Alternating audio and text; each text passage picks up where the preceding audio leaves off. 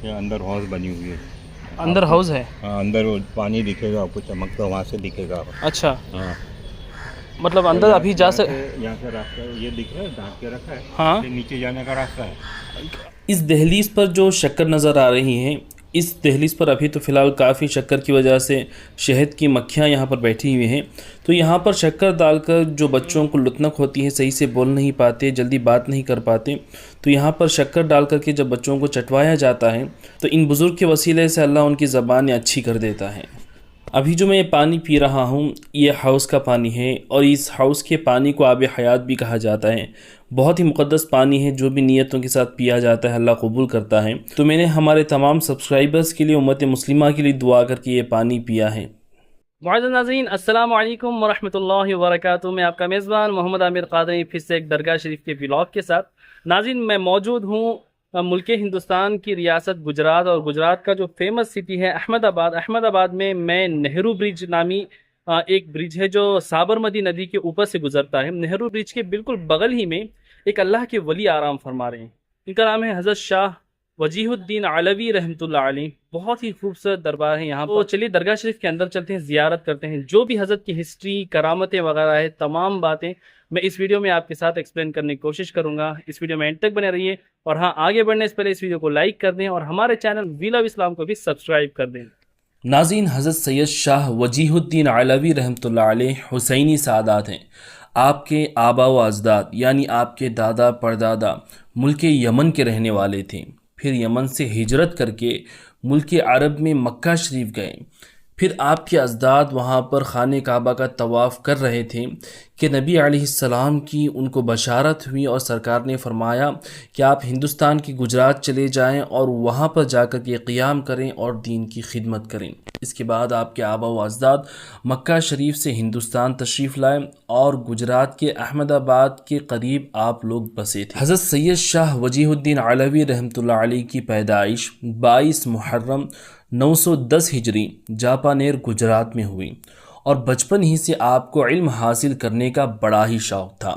तो सिर्फ 5 साल की उम्र में आपने कुरान शरीफ नाज़िरा ख़त्म कर दिया, और 7 साल की उम्र में आप हाफिज़ कुरान बन गए, और सिर्फ 15 साल की उम्र तक आप आलिम दीन भी बन गए थे। सुभान अल्लाह। मगर आप जिन उस्ताद साहब से इल्म सीखते थे उनको 250 इल्म में महारत थी, यानी 250 अलग अलग तरह के इल्म आपको आते थे। तो हज़रत शाह वजीहुद्दीन अलवी रहमतुल्लाह अलैह की भी ख्वाहिश थी कि आप अपने उस्ताद से ये उलूम सीखें।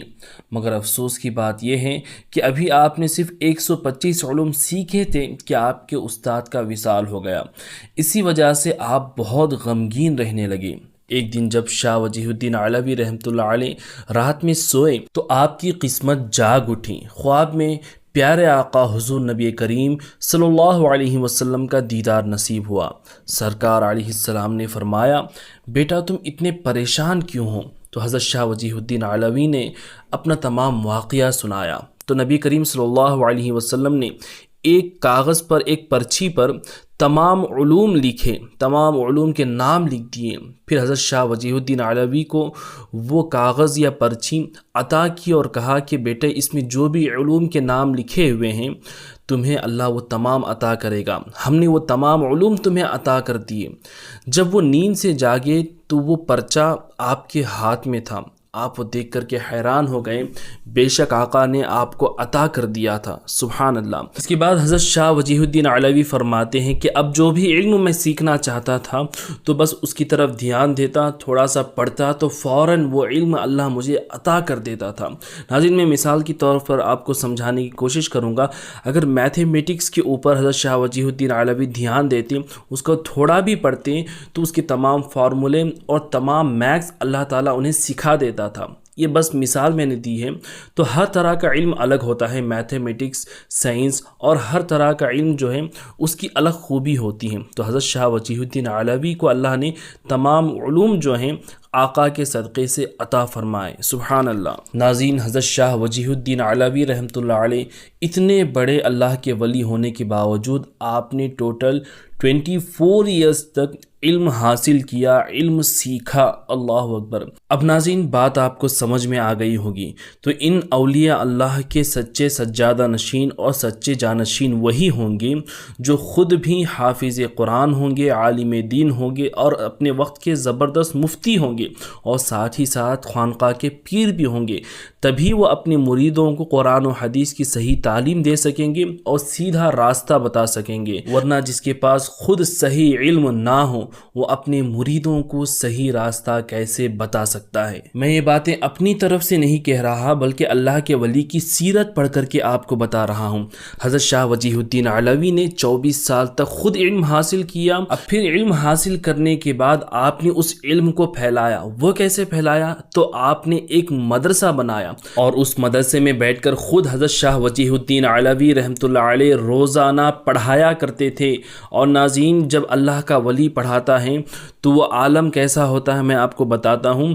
اس زمانے میں شہر احمد آباد علم کا مرکز بن گیا تھا، ایجوکیشنل سینٹر بن گیا تھا۔ صرف پورے ہندوستان سے نہیں بلکہ ملک عرب سے بھی وہاں کے بچے پڑھنے کے لیے احمد آباد آیا کرتے تھے۔ اللہ اکبر۔ ناظرین عربی لوگ اجمیوں کو بہت ہی کم نظری سے دیکھا کرتے ہیں، وہ اپنی عربی لینگویج پر بڑا ہی فخر کرتے ہیں۔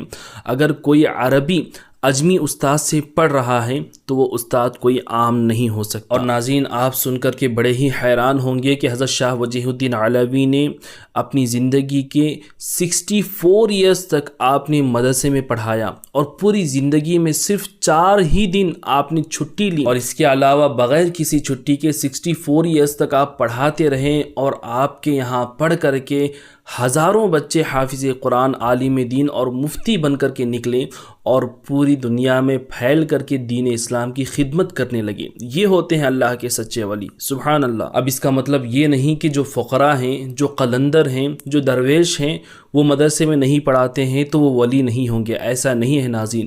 وہ بھی بے شک اللہ کے ولی ہیں، ان کا مقام الگ ہوتا ہے، ان کا مرتبہ الگ ہوتا ہے اور ان کا حکم الگ ہوتا ہے، لیکن وہ درویش، وہ فقیر، وہ قلندروں کو بھی قرآن و حدیث کا صحیح علم ہوا کرتا تھا، وہ بھی حافظ اور عالم ہوا کرتے تھے، کیونکہ جاہلوں کو اللہ اپنا ولی نہیں بناتا۔ ناظرین جیسے کہ میں نے آپ سے عرض کیا کہ 64 ایئرز تک حضرت شاہ وجیہ الدین علوی مدرسے میں پڑھاتے رہے، اور جب آپ کافی کمزور ہو گئے تو آپ نے مدرسے میں اعلان کر دیا کہ کل سے میں نہیں پڑھانے والا، کیونکہ میں کافی کمزور ہو چکا ہوں، مگر میں یہاں کا سرپرست ہوں گا، اور آپ نے دوسرے استادوں کو اس کی ذمہ داری دے دی۔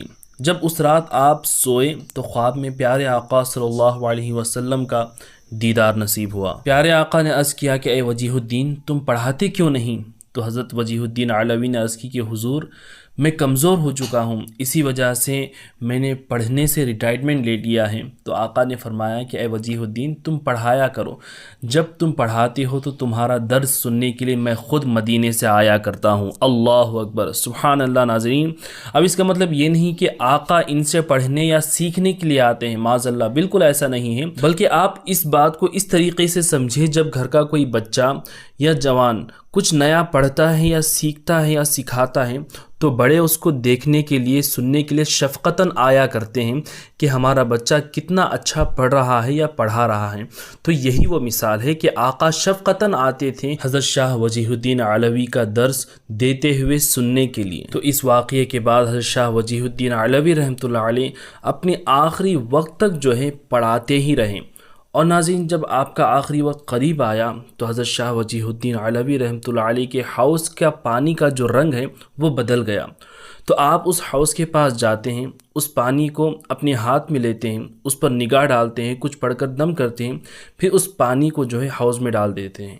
اسی طریقے سے آپ نے 3 مرتبہ کیا، اور آپ کی اس عمل سے اس حوض کے پانی میں اللہ نے ایسی تاثیر پیدا کر دی، اگر کوئی بیمار اس پانی کو پیتا ہے تو اللہ اسے شفا عطا فرماتا ہے، اور جو بھی نیک اور جائز طریقے سے نیت کر کے اس پانی کو پیا جاتا ہے تو اللہ تعالیٰ اس نیت کو بھی پوری فرما دیتا ہے۔ جب میں نے یہ پانی پیا تو آپ تمام لوگوں کی بھلائی کے لیے، آپ کے اچھے فیوچر کے لیے اور آپ کی نیک اور جائز تمنائیں پوری ہونے کی نیت کے ساتھ میں نے بھی یہ پانی پیا تھا، اللہ تعالیٰ اسے قبول فرمائے۔